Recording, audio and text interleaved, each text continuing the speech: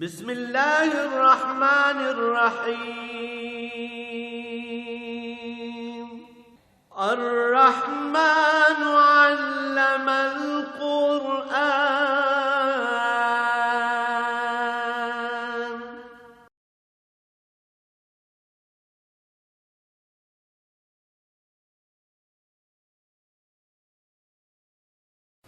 الحمد للہ رب العالمین والصلاة والسلام علی حبیبہ محمد وآلہ وصحبہ اجمعین۔ اعوذ باللہ من الشیطان الرجیم، بسم اللہ الرحمن الرحیم۔ قل رأیتم شرکاءکم الذین تدعون من دون اللہ ارونی ماذا خلقوا من الارض ام لهم شرک فی السماوات ام آتیناہم کتابا فہم علی بینۃ منہ بل ان یعد الظالمون بعضهم بعضا الا غرورا ان اللہ یمسک السماوات والارض ان تزولا وان زالتا امسکہما من احد من بعدہ انہ کان حلیما غفورا۔ اللہم سبحانک لا علم لنا الا ما علمتنا انک انت العلیم الحکیم۔ مولا یا صلی وسلم دائما ابدا علی حبیبک خیر الخلق کلہم۔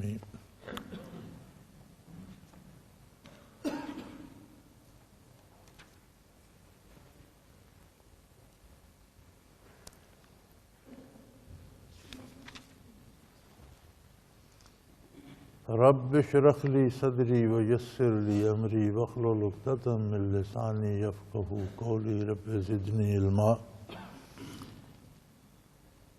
ارشاد باری ہے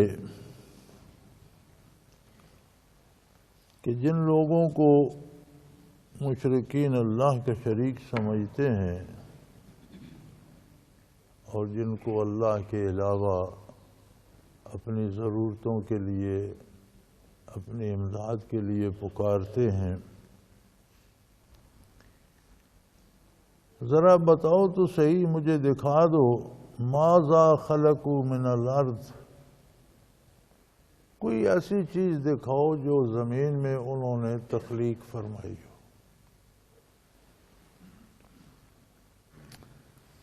اسلام میں اور مذاہب باطلہ میں بنیادی فرق یہ ہے کہ اسلام سارے کمالات، سارے اختیارات اللہ جل شانہ کی واحد ذات میں مانتا ہے، اور اسلام اس عالم آب و گل سے زیادہ اس عالم آخرت کو ترجیح دیتا ہے جو دائمی ہے اور جو ہمیشہ رہے گا۔ اسلام کی بنیاد اس بات پر ہے کہ اس دنیا میں اس کی نعمتیں حاصل کی جائیں، لیکن اس طرح سے جس طرح سے آخرت میں نقصان نہ ہو۔ ادیان باطلہ میں نہ عظمت الہی کا کوئی کانسیپٹ ہے، نہ آخرت کا تصور، لہذا وہ جو کچھ کرتے ہیں وہ صرف دنیا کے لیے کرتے ہیں۔ تو جو رسومات انہوں نے عبادات کے نام پہ بنا رکھی ہیں وہ بھی ایسی ہیں کہ ان کا حاصل دنیا ہی ہے۔ یہ رسم ادا کرو تو صحت ٹھیک ہو جائے گی، اس طرح پوجا کرو تو اولاد ہو جائے گی، فلاں بت کی پوجا کرو تو نوکری مل جائے گی، یعنی جو کچھ وہ دین ایجاد کرتے ہیں اور دین کے نام پر جو کچھ کرتے ہیں ان کا حاصل بھی دنیا ہی ہے۔ اور ہماری آج کی مصیبت بھی یہ ہے کہ مسلمانوں نے بھی کم و بیش اکثریت نے اب دنیا کو اپنا مقصد بنا لیا ہے، اور عبادات اور وظائف اور چلے کاٹتے ہیں دنیا کے لیے، دنیا مل جائے۔ دنیا تقسیم شدہ چیز ہے، اللہ کریم نے ہر ایک حصے میں طے کر دی ہے۔ جو اللہ کو نہیں مانتے ان کو بھی دے رہا ہے، جو اللہ پر یقین رکھتے ہیں، ایمان رکھتے ہیں، رات دن اس کی عبادت کرتے ہیں، انہیں چلے کاٹنے کی کیا ضرورت ہے دال روٹی کے لیے؟ وہ تو کافروں کو بھی دے رہا ہے۔ تو مجاہدہ اگر کیا جائے، محنت کی جائے تو آخرت کے لیے کی جائے۔ دعا کرنے کا حق حاصل ہے بندے کو، اللہ نے یہ حق دیا ہے۔ فیصلے اس کے اپنے ہوتے ہیں، ہم نہیں سمجھتے، ہم اپنی ضرورتیں نہیں سمجھتے تو ہمیں کائنات کی ضرورتوں کا اور اس کا کیا پتہ؟ ہمیں خود تکلیف ہو جائے تو ڈاکٹر کے پاس دوڑتے ہیں، ہمیں اپنے وجود کا نہیں پتہ۔ اس قادر کریم کے سامنے وسیع کائنات جو اس نے بنائی ہے، ساری کائنات کا نظام ہے، اس میں وہ کیا کرتا ہے کیا نہیں، لیکن اس نے اجازت دی ہے کہ تم جو چاہتے ہو تم مجھ سے مانگا کرو۔ ہوگا وہی جو اس کا طے شدہ پروگرام ہے، لیکن آپ کو اس مانگنے کے بہانے بارگاہ الہی میں اپنی درخواست پیش کرنے کا، اللہ کریم کی بارگاہ میں حاضری کا موقع مل جائے گا، برکات نصیب ہوں گی۔ وہ مانگنے سے خوش ہوتا ہے، لیکن اگر اس کے علاوہ کسی اور سے مانگنا شروع کر دو تو یہ چیز بارگاہ الوہیت میں ناقابل برداشت ہے، کیونکہ اور کوئی دینے والا ہے نہیں۔ اب ہمارے ہاں مسلمانوں میں بھی وہ رسومات درائی ہیں۔ رات میں سن رہا تھا تو ایک مذہبی چینل لگایا تو وہ سیدنا شیخ عبد القادر جیلانی رحمۃ اللہ علیہ کی کسی 11ویں کی بات کر رہے تھے۔ اب یہ پتہ نہیں انہوں نے کہاں سے ایجاد کر لی ہیں 11ویں، اور اس میں گا گا کر پڑھ رہے تھے، پتہ نہیں یا شیخ عبد القادر جیلانی دور کر دے میری پریشانی۔ چلو یہ تو کام نزدیک ہی ہو گیا۔ اگر اسلام نے بھی اللہ کے علاوہ بزرگوں سے یا فرشتوں سے یا بتوں سے برابر ہے، کسی سے بھی مانگو وہی کچھ مانگنا ہے جو کفر مانگتا ہے، تو اسلام اور کفر میں فرق کیا ہے؟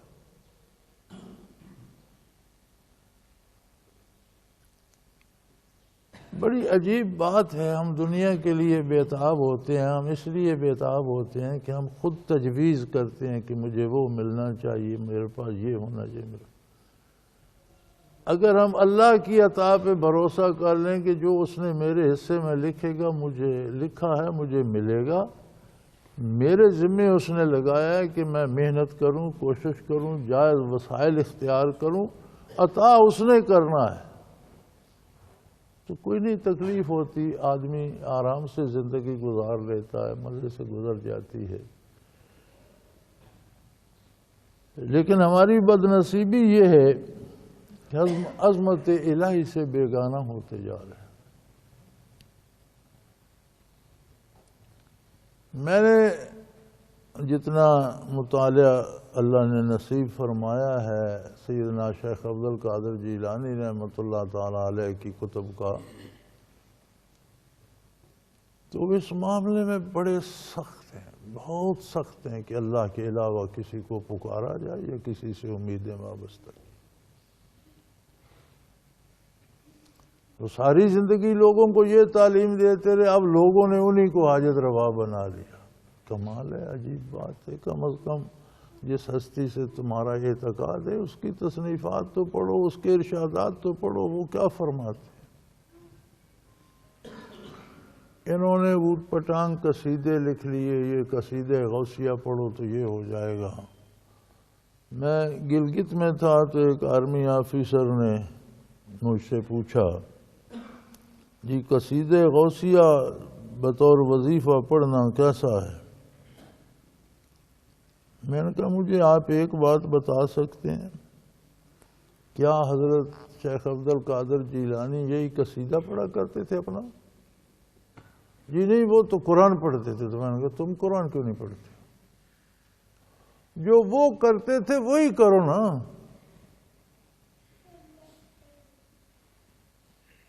نہیں جی میرا وظیفہ تو یہ ہے. میں نے کہا تمہاری مرضی بھائی، ہر ایک کو اللہ نے اختیار دیا ہے، اپنے لیے کرنا ہے، جو کرنا ہے کر لو. تو کفر سارا جتنا کفر ہے ان میں بھی عبادات کے نام پر رسومات بھی ہیں. جو لوگ جنگلوں ویرانوں میں تہذیب سے آشنا حتیٰ کہ بے لباس ہیں، انہیں لباس کا بھی شعور نہیں، رسومات ان کے ہاں بھی مذہب کے نام پر ہیں اور وہ بھی اچھل کود کر کچھ عبادات کرتے ہیں. لیکن جتنی اسلام کے باہر جتنے باطل مذاہب ہیں ان میں عبادات کا نتیجہ اسی دنیا کی چیزوں کا حصول ہے. اسلام عبادات اللہ کی رضا اور حصول آخرت کے لیے کرتا ہے، ابدی اور دائمی زندگی کو سنوارنے کے لیے. کفر اس دنیا میں خواہشات نفس کی تکمیل کے لیے کوشاں رہتا ہے. اسلام اس دنیا میں زندگی کو اطاعت الہی میں ڈھالنے اور آخرت کی کامیابی اور روح کی تقویت کے لیے مصروف رہتا ہے. یہ فرق ہے.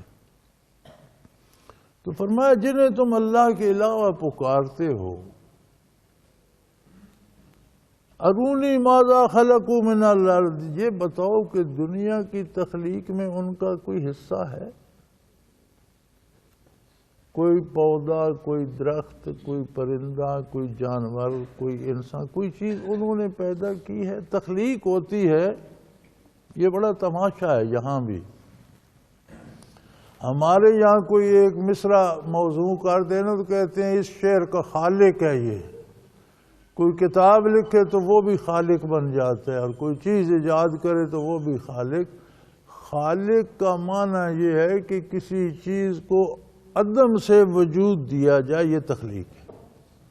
یعنی اس کا کوئی وجود نہیں تھا، عدم تھا محض، اسے وجود دینے والا خالق ہے.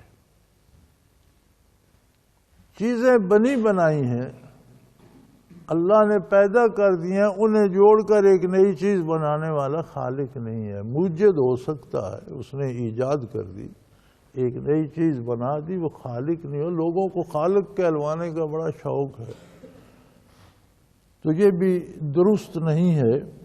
اس لیے کہ اللہ فرماتے ہیں مجھے دکھاؤ تو صحیح، ام خلقوا من الارض ام لهم شرک فی السماوات، کیا انہوں نے زمین سے کچھ تخلیق کی؟ زمین کا کوئی حصہ پیدا کیا؟ زمین کے کوئی اجزاء عدم سے وہ وجود میں لائے؟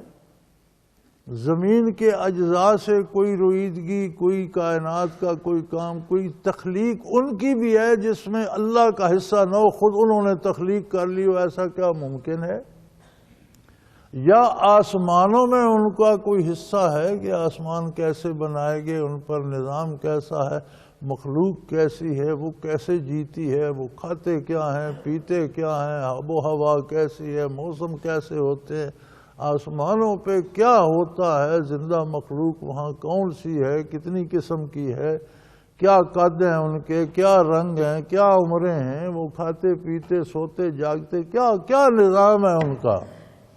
میں جنہیں اللہ کے علاوہ اپنی ضرورتوں کی تکمیل کے لیے پکارتے ہو، ان میں سے کسی نے کوئی تخلیق زمین میں کی ہے یا ان کی کوئی شراکت آسمان میں ہے؟ اگر وہ زمین میں بھی کچھ پیدا نہیں کر سکے، آسمان میں بھی ان کی کوئی حصہ داری نہیں، تو پھر کیا اللہ پاک نے فرماتے ہیں ہم نے انہیں کوئی ایسی کتاب دی ہے کہ یہ کام تمہارے اختیار میں ہے؟ ام آتیناہم کتابا فہم علی بینۃ منہ، اگر اللہ نے انہیں کوئی ایسی کتاب دی ہے کہ یہ کام تم نے کرنے ہیں اور اس کی اختیار تمہارے پاس ہے، پھر بھی ان کے پاس کوئی سند ہو گئی، کوئی چیز پیش تو کرو جن سے اللہ کے علاوہ امیدیں رکھتے ہو. کیا کائنات کی تخلیق میں، زمین کی تخلیق میں ان کا کوئی حصہ ہے، یا آسمان کے بنانے میں، اس کے نظام کے چلانے میں کوئی ان کی شراکت ہے، یا اللہ نے کسی آسمانی کتاب میں یہ بتا دیا ہے کہ یہ ہستیاں جو ہیں وہ یہ کام کریں گی، پھر بھی کوئی سند ہو گئی۔ تو اگر یہ تینوں باتیں نہیں ہیں تو پھر اللہ کے علاوہ کسی سے امیدیں وابستہ کرنا انسان کو زیبا نہیں ہے۔ وہ جو خالق ہے، مالک ہے، واحد ہے، لا شریک ہے، اپنی امیدیں اس سے وابستہ کرو۔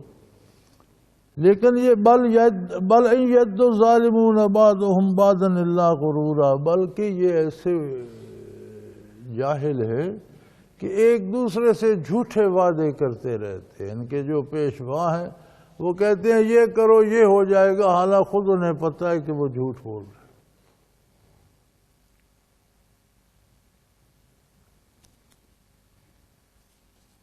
یہ بڑا عجیب نظام ہے اور لوگ ایک دوسرے کو عجیب دھوکہ دیتے ہیں۔ میرے پاس ایک دفعہ یہاں ہمارے ایک وزیر صاحب تشریف لے آئے، تو انہیں شوق تھا وزیر اعظم بننے کا۔ تو اندر میرے ساتھ یہ بات کی، مجھے وقت چاہیے، آ جائے اندر بیٹھ جائے۔ اس وقت یہی دفتر ہوتا تھا۔ تو ایک پرچہ نکالا جیب سے، اس پر ایک خوبصورت سے خط میں بڑے اچھے خوشنویسی لگتی تھی، تو ایک آیہ کریمہ لکھی ہوئی کہ یہ مجھے کسی بزرگ نے دی ہے کہ اس کا وظیفہ کرو تو وزیر اعظم بن جاؤ گے۔ میں نے کہا یار جس بزرگ کے پاس یہ نسخہ ہے یہ اتنا مؤثر ہے تو وہ خود وزیر اعظم کیوں نہیں بن جاتا؟ تمہارے وزیر اعظم بننے سے اس بزرگ کو کیا وصول ہوگا؟ اگر اس آیت کو پڑھنے سے یا اس کا چلہ کاٹنے سے وزارت عظمیٰ ملتی ہے تو جس بابے نے تمہیں بتایا وہ بابا تم سے پہلے بن چکا ہوتا۔ بے وقوف آدمی اللہ کی قرآن کی کوئی آیت پڑھنی ہے تو آخرت کے لیے پڑھ، دنیا کی کامیابی کے لیے پڑھ، مشروط نہ کر کے یہ کروں گا تو یہ ملے گا۔ آخرت جس کی سنورتی ہے اس کی دنیا بھی سنورتی ہے۔ یہ بڑی عجیب بات ہے، آخرت ہمیشہ رہنے والی ہے، دنیا عارضی ہے، کمزور ہے۔ آخرت کا سایہ دنیا پہ پڑتا ہے۔ ہر بندہ کہتا ہے میں پریشان ہوں، اسے دیکھنا چاہیے کہ میری آخرت سنور رہی ہے۔ اگر آخرت درست نہیں ہے تو دنیا بے شک درست ہو، پریشانی دل سے نہیں جاتی۔ گاڑیاں بھی ہیں، کاریں بھی ہیں، پیسے بھی ہیں، خوبصورت مکان بھی ہیں، نوکر چاکر بھی ہیں، پھر پوچھو پھر پریشانی ہے، پھر کیا پریشانی ہے؟ سارا خاندان پریشان ہے۔ اس کا مطلب ہے کہ تم نے صرف دنیا جمع کی، آخرت اگر بگڑ رہی ہے تو پریشانی دل میں اترے گی۔ فقیر سرے راہ ہے، جھونپڑی بھی نہیں ہے، ایک وقت کا کھانا ہے ایک کا نہیں، وہ مطمئن بیٹھا ہے۔ اگر اس کی آخرت درست ہے تو وہ یہاں بھی بادشاہ ہے، مطمئن۔ تو فرمایا یہ ایک دوسرے کو دھوکہ دے، یہ دھوکہ ہے نا یار کہ تم یہ پڑھو وزیر اعظم بنو، اسے پتہ ہوتا کہ اس سے وزیر اعظم بنتا وہ خود بن جاتا۔ تو جتنے ادیان باطلہ ہیں ان کو جو ایک دوسرے کو وہ رسومات بتاتے ہیں، یہ طریقے بتاتے ہیں، یہ پڑھو تو یہ کمال ہو جائے گا، یہ فرمایا ان ید الظالمون بعضهم بعضا الا غرورا، ایک دوسرے کو دھوکہ دیتے ہیں، جھوٹ بولتے ہیں۔ ان اللہ یمسک السماوات والارض ان تزولا، صرف وہ واحد و لا شریک ہے جس نے اس نظام کو قائم کر رکھا ہے، اسے پیدا کیا، اسے قائم رکھا ہوا ہے، اسے چلا رہا ہے۔ یہ کوئی مذاق نہیں ہے ارض و سما کا قائم رہنا۔ یہ کس بات پر قائم ہے؟ کون سے ستون ہے زمین کے نیچے؟ یہ بھی فضا میں معلق ہے۔ یہ سارے سیارے، ستارے، چاند، سورج سب فضا میں گردش کر رہے ہیں۔ یہ کس نے تھام رکھا ہے؟ میں پچھلے دنوں پڑھ رہا تھا ایک امریکن کی خلاباز کی بات۔ وہ کہتے ہیں میرا کوئی اللہ پر ایمان نہیں تھا، جب مجھے خلائی سفر پر کسی سیارے پر بھیجا گیا اور زمین کی حدود سے نکل کر میں بہت دور چلا گیا، اور جب مجھے گیند کی طرح فضا میں تیرتی ہوئی زمین نظر آئی تو میں اللہ کا قائل ہو گیا کہ اسے کسی نے یہاں قائم رکھا ہوا ہے، اس فضا میں از خود کیسے گیند کی طرح تیر رہی ہے؟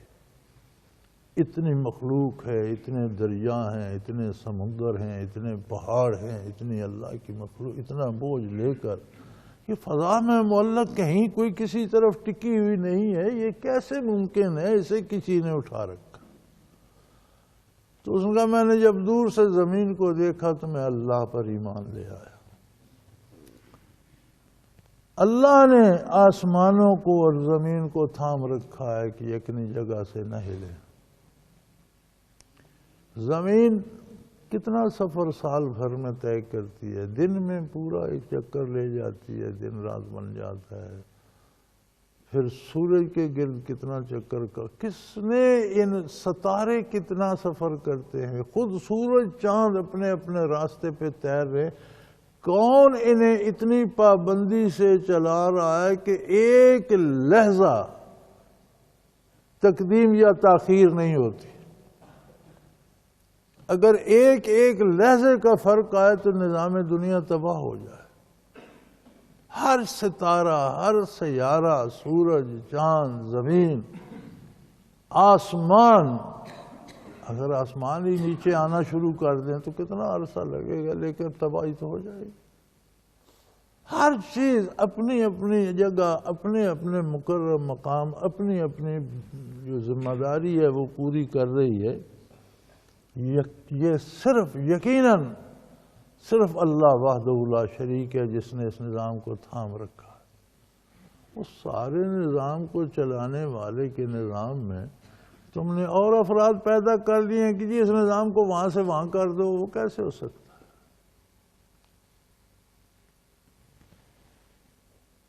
وَلَئِنْ زَالَتَا، اگر یہ زمین اور آسمان اپنی مقررہ جگہ سے ہٹ جائے، ان امسکہما من احد من بعد، تو اللہ کے علاوہ پھر کوئی ایسی ہستی نہیں جو انہیں تھام سکے۔ وحدہ لا شریک کے علاوہ خود ساری مخلوق ہے، خود محتاج ہے اپنے حیات میں کہ کوئی اسے تھام کے رکھے۔ ایک انسان کے اندر 10 کھرب باڈی سیل ہے، ایک ایک سیل ساتھ بنتے بھی رہتے ہیں اور مرتے بھی رہتے ہیں، تو 6 مہینے سے زیادہ کسی سیل کی عمر نہیں، 6 مہینے میں 10 کھرب موتیں ایک وجود میں ہو جاتی ہیں اور نئے سیل آ جاتے ہیں۔ اس اتنے وسیع نظام کو کون چلا رہا ہے؟ اب اگر ہم اللہ کے علاوہ کسی کو پکاریں تو اس کے وجود میں بھی ایسے اس نظام ہے اور اس کو اللہ چلا رہا ہے۔ وہ خود اپنا نظام، میں اپنا نظام نہیں چلا سکتا۔ آپ کو اپنے کی خبر نہیں، مجھے اپنے کی خبر نہیں۔ مجھے نہیں پتا کون سا کیا سیل کہاں مر گیا، کون سا سیل کہاں پہ، وہ قادر مطلق کر رہا ہے۔ خود تمہارے وجود کے اندر کیا تبدیلیاں آتی ہیں پیدائش سے وفات تک، نہ تمہارے بس میں ہے نہ کسی اور کے بس میں ہے، وہ ساری وہ کرتے ہیں، اور اس کی کائنات میں یہ لوگ جا کے تبدیلیاں کرتے ہیں۔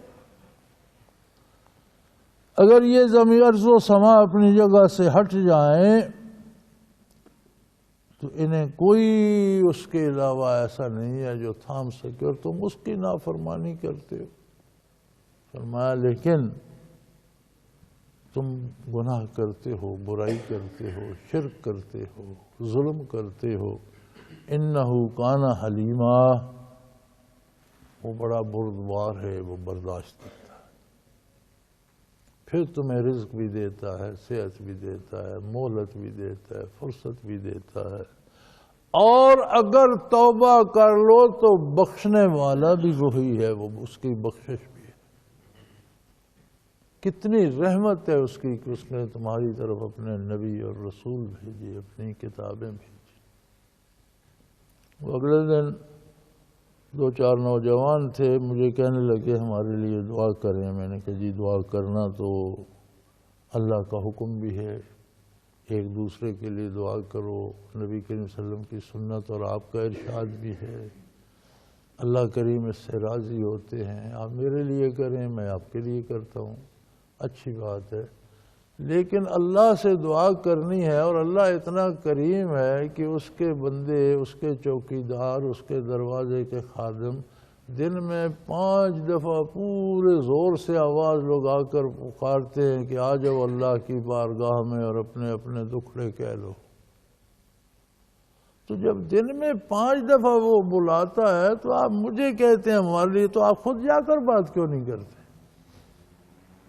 یہ کوئی دنیا کا حکمران نہیں ہے کہ جی وزیر اعظم ہاؤس پہ گھسنے کوئی نہیں دے گا، گورنر ہاؤس کے پاس سے کوئی نہیں گزرنے دے گا، اس کا دروازہ تو کھلا ہے، بلکہ اس کے بندے دن میں 5 دفعہ علل اعلان سپیکروں پر بلاتے کہ آ جاؤ اللہ کی بارگاہ میں۔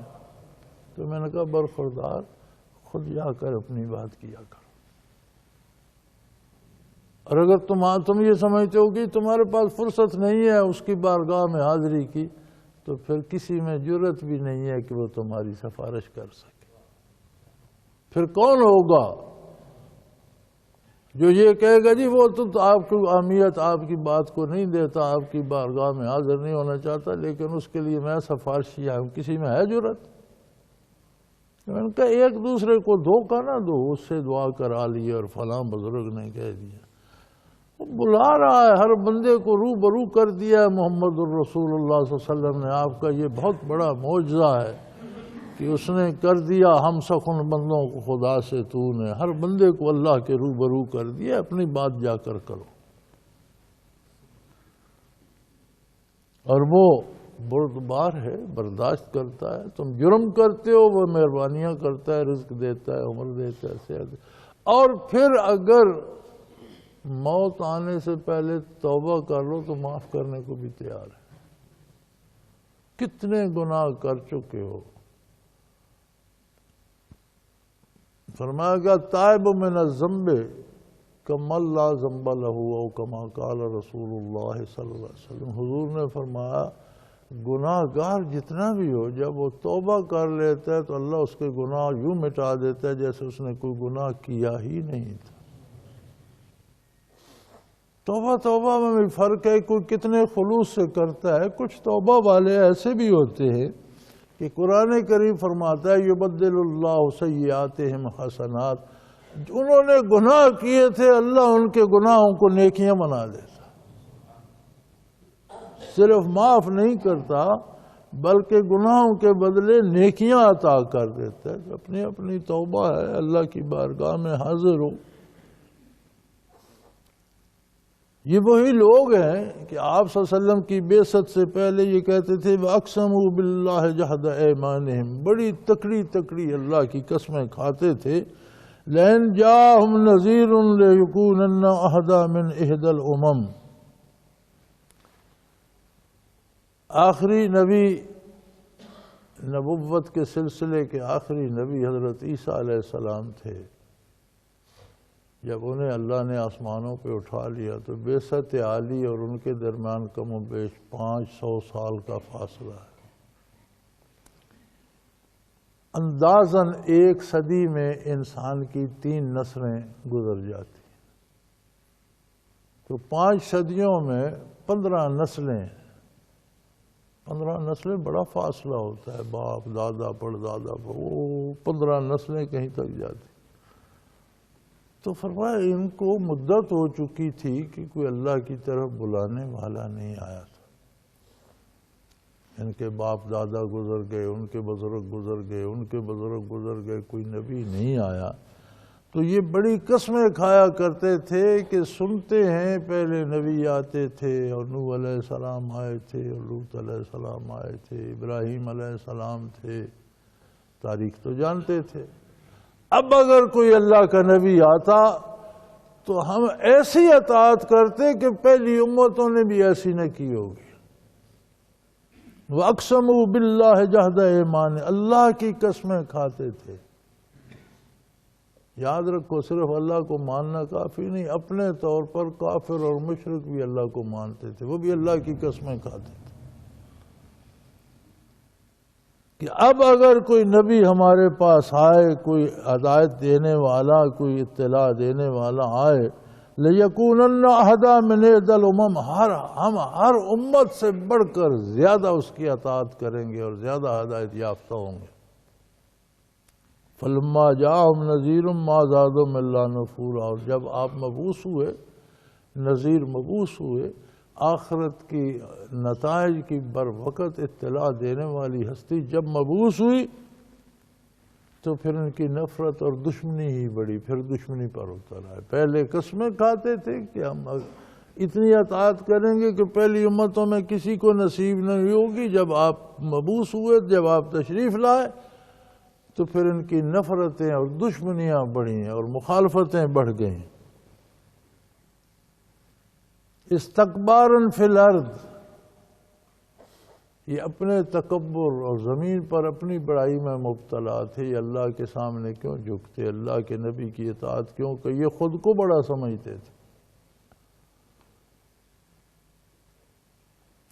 استکباراً فی الارض، کفر کا ایک بڑا سبب یہ بھی ہے کہ خود کو بڑا سمجھتے، اپنی رائے کو انبیاء کی تبلیغ پہ مقدم سمجھتے ہیں، خود کو بڑا دانشور اور بڑا ذہین مانتے ہیں۔ استکباراً فی الارض ومکر السیئ، اور انہوں نے بجائے اطاعت کے بری بری تدبیریں بنانا شروع کر دیں کہ کسی طرح نبوت کے مشن کو ناکام کیا جائے۔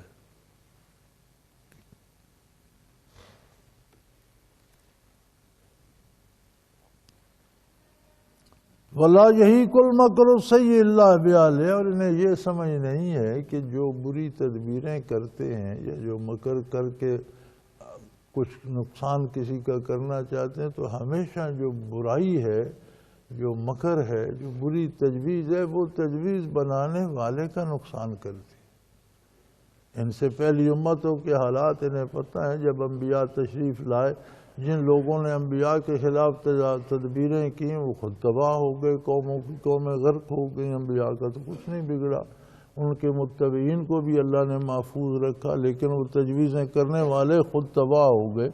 تو یہ کیوں نہیں سمجھتے کہ یہ بری چال کا وبال چال چلنے والے پر ہوتا ہے؟ فَهَلْ يَنظُرُونَ إِلَّا سُنَّتَ الْأَوَّلِينَ، کیا انہیں پہلوں کے ساتھ جو برتاؤ ہوا وہ نظر نہیں آتا؟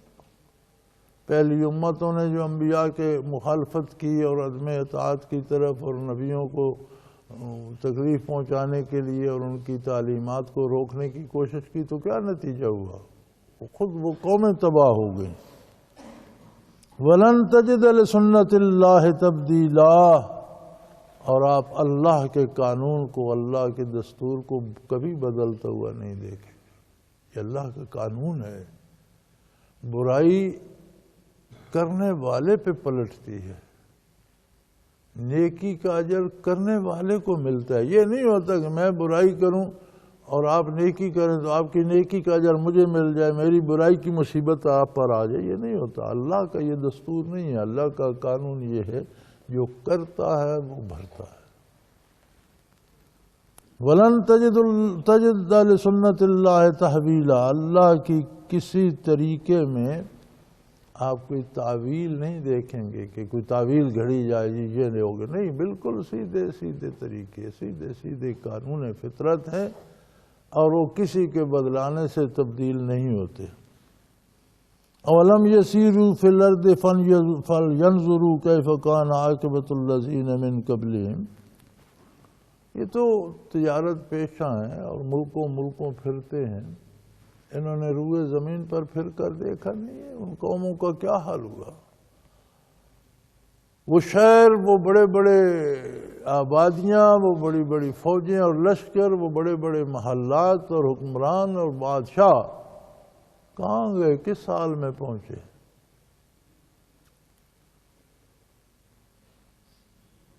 کہاں وَكَانُوا أَشَدَّ مِنْهُمْ قُوَّةً، حالانکہ وہ طاقت کے اعتبار سے ان سے زیادہ تھے، ان سے زیادہ مضبوط تھے، ان سے زیادہ قد کاٹ والے تھے، ان سے زیادہ طاقت والے تھے، ان سے زیادہ وسائل والے تھے، ان سے زیادہ مال و دولت والے تھے، ان سے زیادہ سمجھدار بنتے تھے، اپنے آپ کو ان سے تو بہت اچھا ثابت کرتے تھے۔ وما كان اللہ لیعجزہ من شیء فی السماوات ولا فی الارض، لیکن کائنات میں، زمینوں اور آسمانوں میں کوئی ایسی چیز، کوئی ایسا طریقہ نہیں جو اللہ کی قدرت کو روک دے یا پھیر دے، نہ ہوگا وہی جو وہ کرے گا۔ کوئی ایسی ہستی، کوئی ایسا وجود، کوئی ایسا قاعدہ، کوئی ایسا طریقہ، کوئی ایسا ہیلہ، کوئی ایسا بہانہ، کچھ بھی نہیں کہ وہ اللہ کے فیصلے کو ٹال دے یا روک دے، ایسا نہیں ہو سکتا۔ انہ کان علیما قدیرا، وہاں جھوٹ بھی نہیں بولا جا سکتا، اس لیے کہ وہ ذاتی طور پر جانتا ہے، اور وہ قادر ہے، جو چاہے کر سکتا ہے، اور ہر ایک کے ہر شے کو، ہر ارادے، ہر نیت کو، دل کے ہر خیال کو، ہر گمان کو، ہر چیز کو وہ ذاتی طور پر جانتا ہے۔ نہ وہاں جھوٹ چل سکتا ہے، نہ اس کے دستے قدرت کو روکنے کی کسی میں طاقت ہے۔ اور وہ تو بڑا کریم ہے، بہت مہربانی فرماتا ہے۔ وَلَوْ يُؤَاخِذُ اللَّهُ النَّاسَ بِمَا كَسَبُوا، اگر لوگوں کے کرتوتوں پر ان کی گرفت کرنے لگتا، مَا تَرَكَ عَلَى ظَهْرِهَا مِن دَابَّةٍ، روئے زمین پر کوئی مخلوق زندہ نہ رہتی۔ انسانوں کو اگر ان کے گناہوں پر پکڑنے لگتا تو زمین پر کوئی مخلوق زندہ نہ رہتی۔ یہ عجیب بات نہیں ہے، یہ قرآن نے یہ تو نہیں فرمایا کہ کوئی انسان زندہ نہ رہتا، فرمایا کوئی ذی روح نہ رہتا۔ قرآن کریم کا ارشاد دیکھیں کہ وَلَوْ يُؤَاخِذُ اللَّهُ النَّاسَ بِمَا، اگر لوگوں کو، انسانوں کو اللہ ان کے گناہوں پہ گرفت شروع کر دیتا، پکڑنے لگتا، مَا تَرَكَ عَلَى ظَهْرِهَا مِن دَابَّةٍ، تو روئے زمین پر کوئی ذو روح نہ رہے۔ کوئی ذو روح نہ رہنے کا مراد تو یہ ہے کہ باقی ساری مخلوق بھی مٹ جاتی۔ اس کا مطلب یہ ہے کہ کائنات کی جتنی یہ مخلوق بستی ہے، یہ ساری انسان کی خاطر بنائی گئی ہے۔ اصل آباد اس معمورہ کائنات میں انسان ہے، باقی ساری مخلوق اس کی خدمت کے لیے ہے۔ گھر میں انسان ہے تو گھر کی چیزیں اس کے استعمال کے لیے ہیں۔ اگر کسی گھر کے باسی مر جاتے ہیں یا اجڑ جاتے ہیں تو وہ گھر بھی اجڑ جاتا ہے، کوئی چیز باقی نہیں بچتی، دیواریں چھتیں بھی گر جاتی ہیں۔ اگر انسان برائی کرتا ہے تو اس سے صرف وہ خود متاثر نہیں ہوتا، کائنات کی ہر چیز متاثر ہوتی۔ بما کسبت ایدی الناس، ظہر الفساد فی البر والبحر بما کسبت ایدی الناس، خشکی میں، تری میں، سمندروں میں طوفان، زلزلے، تباہیاں آتی ہیں بما کسبت ایدی الناس، لوگوں کے کرتوتوں کی وجہ سے۔ ہمارا کردار ہے جو کبھی زمین کو ہلا دیتا ہے اور کبھی آسمان سے بجلیاں برساتا ہے اور کبھی طوفانوں کو ہوا چلا دیتا ہے۔ تو اگر اللہ کریم بندوں کو ان کے گناہوں پر پکڑنے لگتے تو نہ انسان دنیا میں باقی رہتے۔ جب انسان نہ رہتے تو یہ کائنات بنائی انسان کے لیے، اس پر کوئی ذی روح بھی باقی نہ بچتا۔ اللہ ہمیں معاف فرمائے اور توبہ کی توفیق بھی دے، اور ہماری توبہ قبول بھی فرمائے، اور ہمیں نیکی کی توفیق دے۔ یہ سوچ لیجئے کہ ہم جب گناہ کرتے ہیں تو ایک تو ہم اپنے لیے زیادتی کرتے ہیں، اپنے ساتھ ظلم کرتے ہیں، ایک کائنات کی ہر تخلیق کے ساتھ ظلم کرتے ہیں، اس کا اثر پوری فضا میں جاتا۔ تو فرمایا اگر اللہ کریم گناہوں کے سبب فوراً گرفت کرنے لگتے تو روئے زمین پر حیات باقی نہ رہتی، ولیکن یؤخرہم الی اجل مسمی، لیکن وہ کریم ہے، ایک مخصوص وقت تک سب کو رخصت دیتا ہے۔ اس نے وقت طے کر دیا ہے، زندگی مقرر کر دی ہے، مہلت دے دی ہے۔ وہ تمہارے گناہوں سے گھبرا کر کوئی اقدام نہیں کرتا، وہ اس کا اپنا جو پروگرام ہے اس پر تمہیں مہلت دیتا ہے، تو تم گناہ پہ گناہ ہی کی جاتے، تم توبہ کیوں نہیں کرتے؟ غلطی ہو گئی، گناہ ہو گئے، کبھی تو سنبھل جاؤ، کبھی تو سوچ لو، کبھی تو اپنا فائدہ کرو۔ فَإِذَا جَاءَ أَجَلُهُمْ فَإِنَّ اللَّهَ كَانَ بِعِبَادِهِ بَصِيرًا، اور جب ان کا وقت مقرر آ جاتا ہے وہ اپنے بندوں سے خوب واقف ہے، اسے پتہ ہے کہ کس نے کیا کیا ہے اور کس کو کہاں پہنچانا ہے، کس نے کس راستے سے جانا ہے اور اس کی منزل کہاں ہے، وہ کہاں پہنچے گا، اس کا کردار کیا ہے، اس کے اثرات کیا ہیں ان پر، وہ سب کچھ دیکھتا ہے، سب جانتا ہے، سب اس کے علم میں ہے، سب اس کے دست قدرت میں ہے کہ وہ کتنا کریم ہے کہ تم گناہ کرتے ہو وہ تمہیں مہلت دیتا ہے، تم برائی کرتے ہو وہ تم کفر و شرک کرتے ہو مہلت دیتا ہے، روزی دیتا ہے، اولاد دیتا ہے، اقتدار دیتا ہے۔ تو پھر کبھی تم بھی سوچو، توبہ کر لو، معذرت کر لو تو وہ معاف بھی فرما دیتا ہے۔ لیکن اگر اسی طرح سرکشی میں بسر ہو گئی اور موت آ گئی تو وہ مقرر وقت آ جائے گا، پھر تمہیں اس کی بارگاہ میں حاضر، پھر کوئی بہانہ نہیں چلے گا کہ وہ ذاتی طور پر سب کچھ جانتا ہے، سب کچھ دیکھ رہا ہے، اپنے بندوں کے ہر حال سے وہ واقف ہے۔ وآخر دعوانا ان الحمدللہ رب العالمین۔ سورہ فاطر چل رہی تھی، الحمدللہ سورہ فاطر مکمل ہوگی، ابھی ہمارے پاس تھوڑا سا وقت ہے۔ الحمدللہ، اعوذ باللہ من الشیطان الرجیم، بسم اللہ الرحمن الرحیم۔ یاسین والقرآن الحکیم انک لمن المرسلین علی صراط مستقیم تنزیل العزیز الرحیم لتنذر قوما ما انذر آباؤہم فہم غافلون۔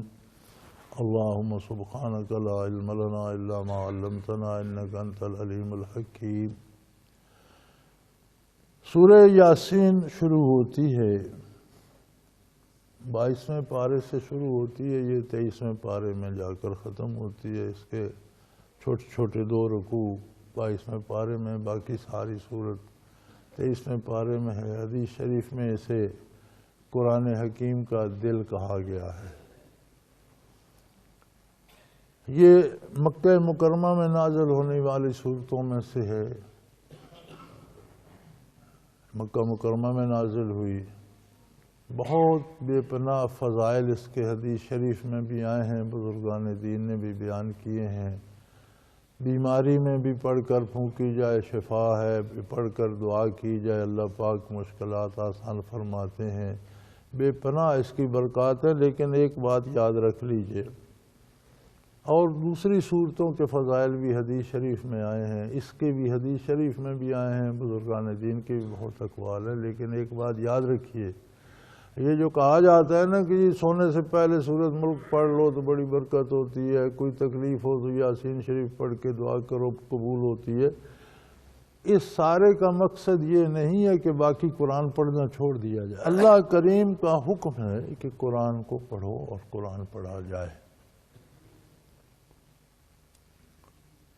سو قرآن کریم کو مسلسل پڑھنا سنت بھی ہے، نبی کریم صلی اللہ علیہ وسلم نے ساری عمر پڑھا ہے، اور پڑھنے کا حکم بھی قرآن میں موجود ہے کہ قرآن کی تلاوت کی جائے، اسے پڑھا کرو۔ یہ جو وظائف بتائے جاتے ہیں کہ فلاں سورت پڑھی جائے، کوئی سورہ یوسف پڑھتا ہے، کوئی سورہ نوح پڑھتا ہے، کوئی دوسری سورہ مزمل بہت پڑھی جاتی ہے، سورہ یاسین پڑھی جاتی ہے، اس کا یہ مطلب نہیں کہ صرف یہ سورت پڑھو باقی قرآن چھوڑ دو۔ قرآن کو روزانہ پڑھو، مسلسل پڑھو، اس کی ترتیب سے پڑھو، ٹھہر کر ترتیل سے سمجھ کر پڑھو، ممکن ہو تو اس کے معنی سمجھنے کی کوشش کرو، اور اللہ توفیق دے تو اس پر عمل کرو، اور یہ ہمارے اسباق میں گزر چکا ہے کہ محض تلاوت جو ہے وہ بھی ایسی کیفیت دے دیتی ہے کہ بندہ گناہوں سے توبہ کر کے نیکی پر عمل پیرا ہو جاتا. تو تلاوت قرآن مستقل اپنی جگہ ایک عبادت ہے، اور یہ جو صورتیں بطور وظیفہ پڑھی جاتی ہیں یہ اس کے علاوہ ہیں. ہوتا یہ ہے کہ کوئی ساتھی کسی کو پتہ چلتا ہے یہ صورت بطور، تو پھر وہی صورت پڑھتا رہتا ہے، باقی قرآن چھوڑ دیتا ہے. یہ درست نہیں ہے. قرآن کریم کی تلاوت مسلسل روزانہ کرنی چاہیے. ایک رکوع پڑھ لیں، آدھا رکوع پڑھ لیں، لیکن کوئی دن قرآن کے بغیر خالی نہ جانے دیں، پڑھا کریں.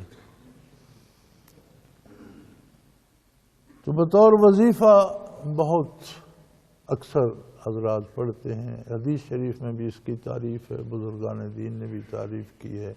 پڑھ کر بیمار کو دم کریں، شفا کا سبب ہے.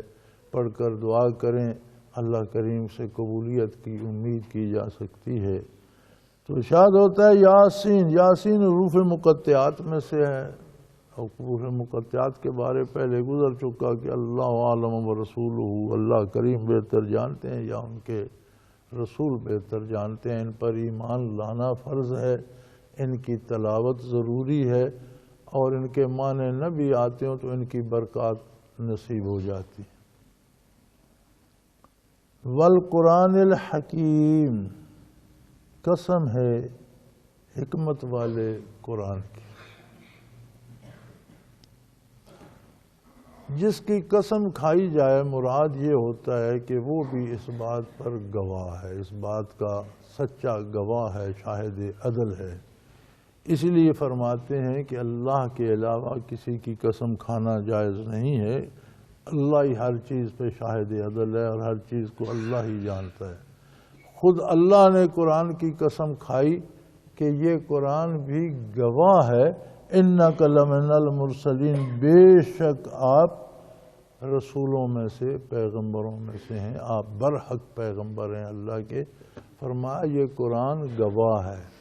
یعنی اس قرآن کو آپ سورہ فاتحہ سے لے کر سورہ ناس تک پڑھ جائیں تو اس کے ارشادات، اس کے واقعات، اس کے احکام، اس کے طریقے، اس کی بتائی ہوئی تہذیب، اس کے بتائے ہوئے سلیقے، اس کے بتائے ہوئے کاروباری طریقے، حکومتی حکمرانوں کے طریقے، عدلیہ، یہ سارے نظام کو اب آپ پڑھ جائیں تو آپ یہ قرآن خود اس بات پہ گواہی دے گا کہ میں جس پہ نازل ہوں وہ اللہ کا رسول ہے اور میں اللہ کا کلام.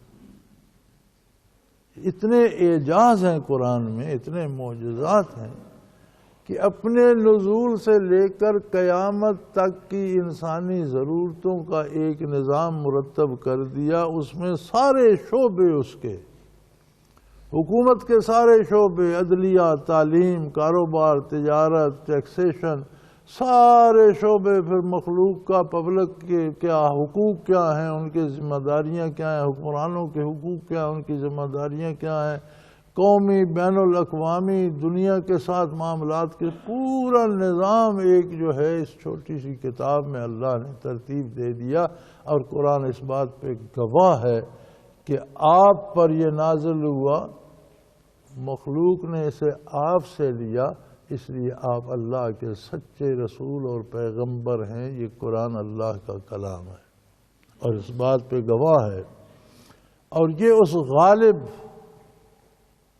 کی طرف سے نازل ہوا ہے. اس کے قانونوں کو توڑنا رائے گا نہیں جائے گا، سزا بھگتنی پڑے گی کہ وہ بادشاہ ہے، قادر ہے، غالب ہے. اور الرحیم، بہت بڑا رحم کرنے والا، جس جیسا دوسرا کوئی بھی نہیں. یہ قرآن بھی اس کی بہت بڑی رحمت ہے.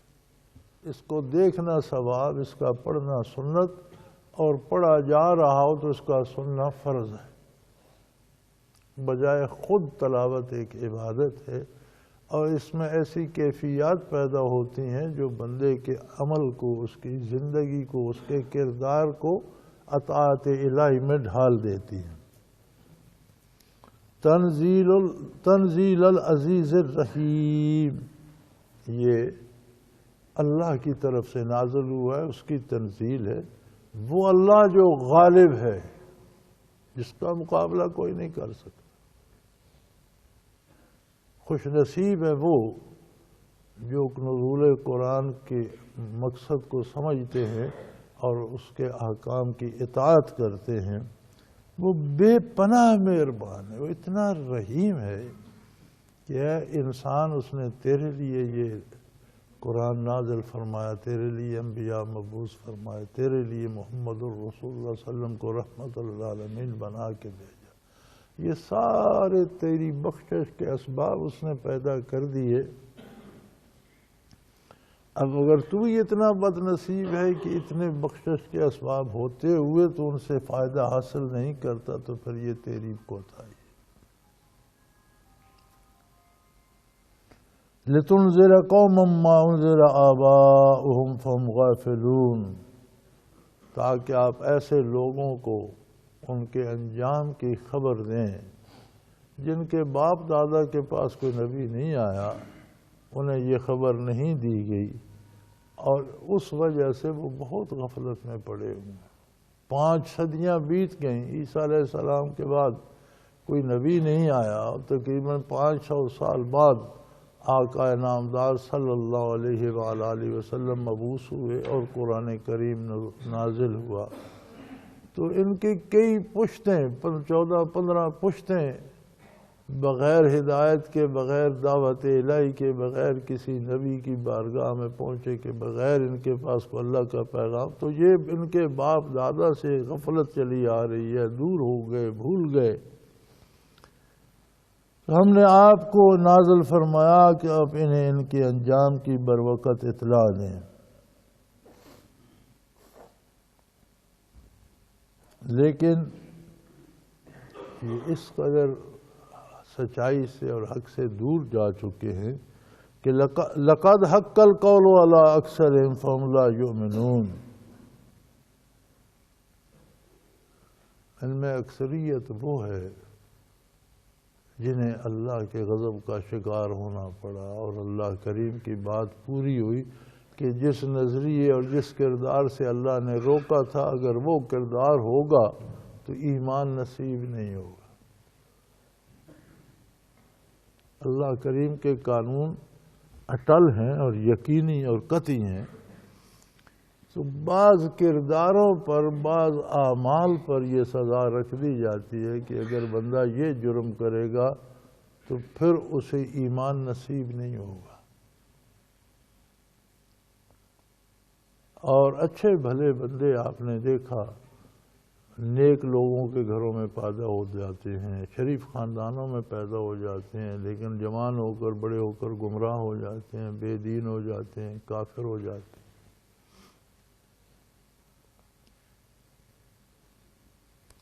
اگلے دن میرے ساتھ برطانیہ سے فون پر ایک خاتون بات کر رہی تھی کہ جی میرے بچے لا الہ الا اللہ تو پڑھتے ہیں، محمد رسول اللہ نہیں پڑھتے، کہتے ہیں بس ہم نے خود اللہ کو جان، لا الہ الا اللہ کافی ہے، محمد رسول اللہ کا ہم پر کیا احسان ہے کہ ہم انہیں مانتے پھریں۔ یہ کیا ہو گیا لوگوں کو؟ لا الہ الا اللہ کس نے بتایا تھا؟ اگر محمد رسول اللہ صلی اللہ علیہ وسلم کو درمیان سے ہٹا دو تو پھر تو ہمارے پاس لا الہ الا اللہ کی شہادت کیا ہے؟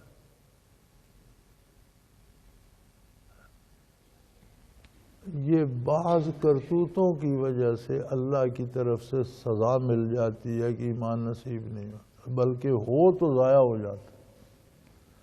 تو فرمایا یہ ایسے بد نصیب ہیں جو آپ کا اتباع نہیں کرتے، ایمان نہیں لاتے، ان پر اللہ کا قول سچ ثابت ہو چکا، انہوں نے وہی جرائم کیے، اسی طرح تکبر کیا، وہی برائی کی جس کے نتیجے میں انہیں توبہ نصیب نہیں ہو رہی، ایمان نصیب نہیں ہو رہا، اور یہ کبھی ایمان نہیں لائیں گے۔ ان کا عالم یہ ہے جیسے اللہ نے ان کے گلے میں توق باندھ دیے ہوں، انا جعلنا فی اعناقہم اغلالا، ہم نے ان کے گلے میں توق باندھ دیے، فہی علی الاذقان، انہوں نے ٹھوڑیوں تک ان کے گلے کو اس طرح اٹھا رکھا ہے، ہم مکمہون، یہ نیچے دیکھ ہی نہیں سکتے کہ راستہ کدھر جا رہا ہے۔ یہ ہمیں نظر نہیں آتے لیکن اللہ ان کی خبر دے رہے ہیں۔ اتنے متکبر ہو جاتے ہیں، اتنے اکڑ جاتے ہیں کہ نیکی اور بھلائی کا راستہ وہ اوپر دیکھ رہے ہیں، نیچے راستہ تو نیچے جا رہا ہے، وہ سیدھا راستہ بھی انہیں نظر نہیں آتا۔ اللہ کریم نے ان کے گلے میں توق ڈال دی ہیں، یعنی بعض گناہ ایسے ہوتے ہیں کہ وہ توبہ کی توفیق بھی سلب کر لیتے ہیں، توبہ بھی نصیب نہیں ہوتی۔ سو گناہ کرتے وقت، جرم کرتے وقت اندازہ کرنا چاہیے، اپنے آپ کے ساتھ کچھ رعایت کرنی چاہیے، اپنے آپ کو اتنا تباہ نہیں کرنا چاہیے کہ توبہ کی توفیق بھی سلب ہو جائے۔ تو ان کی گردنوں میں ہم نے توق ڈال دیے ہیں اور ان کی ٹھوڑیوں تک پھنسے ہوئے ہیں اور یہ نیچے نہیں دیکھ سکتے، انہوں نے سر اوپر اٹھائے ہوئے ہیں۔ وَجَعَلْنَا مِن بَيْنِ أَيْدِيهِمْ صَدًّا وَمِنْ خَلْفِهِمْ صَدًّا فَأَغْشَيْنَاهُمْ فَهُمْ لَا يُبْصِرُونَ۔ ان کا عالم یہ ہے کہ جیسے ان کے آگے بھی دیوار بن گئی ہو، ان کے پیچھے بھی دیوار بن گئی ہو، اوپر سے ڈھانپ دیا گیا ہو، تو یہ کس راستے پر چلیں گے اور انہیں کیا سمجھ آئے گی؟ یہ نظر نہ آنے والی دیواریں اور چھتیں یہ کیسے بنتی ہیں؟ یہ انسانی کردار بناتا ہے۔ بعض گناہوں کا نتیجہ یہ ہوتا ہے کہ وہ ہدایت کی راہ میں دیوار بن جاتے ہیں اور توبہ نصیب ہی نہیں ہوتی، اور مزید غفلت میں جیسے کسی کے آگے پیچھے دیوار بنا کر اوپر سے ڈھانپ دو تو اسے کیا نظر آئے گا؟ خاک۔ کہاں جا سکے گا؟ کیا دیواریں توڑ کر جائے گا؟ نہیں جا سکتا۔ اسی طرح جرائم اور گناہ اور برائیاں، کفر اور شرک آدمی کے گرد دیواریں چن دیتے ہیں، اس پر چھتیں ڈال دیتے ہیں، تاریکیوں میں ڈوب جاتا ہے، اندھیروں میں پھنس جاتا ہے، اسے کچھ نظر نہیں آتا، کوئی سمجھ نہیں آتی، کوئی راستہ سجھائی نہیں دیتا، اور اسی گمراہی میں مر کر تباہ ہو جاتا ہے اور ہمیشہ کے لیے اللہ کے عذاب کی گرفت میں آ جاتا ہے۔ سو جن لوگوں کا یہ عالم ہو جائے، وَسَوَاءٌ عَلَيْهِمْ أَأَنذَرْتَهُمْ أَمْ لَمْ تُنذِرْهُمْ لَا يُؤْمِنُونَ، جو اس عالم کو پہنچ گئے ان کے لیے برابر ہے آپ انہیں تبلیغ کریں یا نہ کریں، وہ مان کر نہیں دیں گے، اس لیے کہ ان کے پاس وہ توفیق ہی سلب ہو گئی، وہ فرصت ہی نہیں رہی۔ اب دیکھیں نا، ہم روزانہ غذا جو کھاتے ہیں، کھانا کھاتے ہیں، پانی پیتے ہیں، دودھ پیتے ہیں، چائے پیتے ہیں، نارمل روٹین ہے زندگی، لیکن بخار ہو جائے تو ہم کھانے سے رک جاتے ہیں۔ بخار ہوا تو زندگی تو نہیں رک گئی، کھانا کھاؤ۔ ہم میٹھی چیز کھاتے ہیں، وہ ہمیں پھیکی لگتی ہے، ہم کھانا کھاتے ہیں وہ کڑوا لگتا ہے، بے ذائقہ لگتا ہے۔ کھانا تو وہی ہے، بخار نے مزاج بدل دیا۔ اسی طرح گناہ جو ہے یہ بھی مرض ہے، گناہ ایسا ذائقہ بدل دیتے ہیں کہ نیکیاں کڑوی لگنے لگتی ہیں۔ تو انسان کو اپنا اندازہ اس حساب سے کرنا چاہیے کہ اگر میں بھلا کروں تو کیا میرا دل مطمئن ہوتا ہے؟ پھر ٹھیک ہے، گناہ کروں تو اس کی کڑواہٹ محسوس ہوتی ہے تو پھر میری صحت ٹھیک ہے، شرم آتا ہے، توبہ کرتا ہوں، چھوڑ دیتا ہوں، غلطی ہو جاتی ہے پھر رجوع اللہ کر لیتا ہوں، توبہ کر لیتا ہوں، تو پھر اللہ سے رحمت کی امید ہے۔ لیکن اگر گناہ میں لذت آنے لگ گئی اور نیکی کڑوی لگنے لگ گئی اور نمازیں چھوٹ گئیں اور اللہ کے ذکر چھوٹ گیا، تلاوت نصیب نہ رہی، آہستہ آہستہ حلال ہاتھ سے جاتا رہا، حرام پہ آ گیا روزگار، تو پھر کیا فائدہ، پھر کیا حاصل ہوگا؟ اسی طرح انسان کی ہدایت میں علماء حق فرماتے ہیں کہ 80% دخل اس کے رزق کا، روزی کا ہوتا ہے۔ اگر کوئی روزی حرام کما رہا ہے تو پھر وہ ہدایت نہیں پا، حرام کھا کر وہ کیفیات نہیں بنتی کہ اللہ کی عظمت کا ادراک ہو، نبی کی صداقت کا ادراک ہو۔ حرام رگو پے میں، خون میں، ریشوں میں دماغ کی ایک ایک نس میں، ایک ایک ذرے میں، ایک ایک ایٹم میں چلا جاتا ہے۔ اور نبی کریم صلی اللہ علیہ وسلم کا ارشاد ہے نا کہ جو گوشت حرام سے بنے گا، نبت من الصوت، جو گوشت، جو خون، جو وجود کا حصہ حرام سے بنتا ہے، النار اولا بھی، اس کا علاج دوزخ ہی ہے، اس کے لیے آگ ہی سزاوار ہے۔ او کما قال رسول اللہ صلی اللہ علیہ وسلم، حرام سے جو تعمیر ہوگا وہ آگ ہی میں جلے گا۔ تو ہمیں یہ دیکھنا چاہیے کہ ہماری ہدایت کا 80% مدار رزق کے وسائل پر ہے، 15% مدار والدین پہ ہوتا ہے، جن کی آغوش میں بچہ پلتا ہے، بڑھتا ہے، وہ کیسے ہیں، نیک ہیں، بدکار ہیں، ان کا عقیدہ ٹھیک ہے، خراب ہے۔ 5% معاشرہ ہماری تعمیر کرتا ہے، جب ہم بڑے ہوتے ہیں، لوگوں سے ملتے جلتے ہیں، تو 5% اثر معاشرے کا ہوتا ہے، 15% والدین کا، اور 80% غذا کا، خوراک کا، روزی کا۔ تو فرمایا ان کے لیے برابر ہے، آپ انہیں تبلیغ کریں یا نہ کریں، یہ ایمان نہیں لائیں گے کہ ان میں وہ استعداد ہی نہیں رہی، یہ تباہ ہو چکے ہیں، یہ جل چکے ہیں، کباب ہو چکے ہیں۔ الحمدللہ وآخر دعوانا الحمدللہ رب العالمین۔ اللہ اللہ اللہ اللہ اللہ اللہ اللہ اللہ۔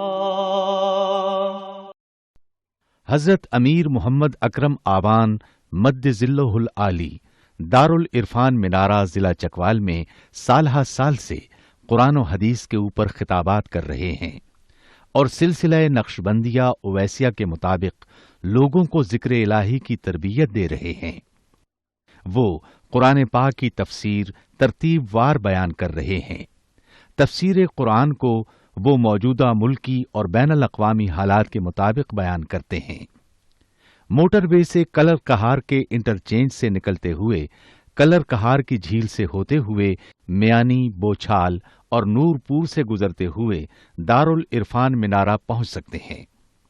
حضرت امیر محمد اکرم آوان نے بچیوں اور بچوں کی دینی اور دنیاوی تعلیم کے لیے سقارہ اکیڈمی کے نام سے ایک درسگاہ بھی قائم کی ہے، جس کا افتتاح ملک پاکستان کے صدر جنرل محمد ضیاء الحق نے اپنے دست مبارک سے کیا تھا۔ وہ تمام احباب جو اسلام کی طلب رکھتے ہیں، ان سے گزارش ہے کہ دارالعرفان منارہ ضلع چکوال میں امیر محمد اکرم آوان صاحب کے خطابات سے مستفید ہوں۔ وہ ہر جمعے کو نماز سے پہلے بیان فرماتے ہیں۔ ہر ماہ کی پہلی اتوار کو ماہانہ اجتماع ہوتا ہے، جس میں آپ خصوصی خطاب فرماتے ہیں اور پاکستان کے چاروں صوبوں سے احباب اس اجتماع میں شرکت کرتے ہیں۔ اس کے علاوہ یہاں سال میں 2 مرکزی اجتماعات بھی ہوتے ہیں، ایک رمضان المبارک میں اعتکاف کا اجتماع اور دوسرا جولائی اور اگست میں 40 دن کا اجتماع ہوتا ہے، جس میں روحانی تربیت کی جاتی ہے۔ اپنا خون سیماب دے کر اتنا ہم کر جائیں گے، نام آقا کا چمن میں پھر رقم کر جائیں گے۔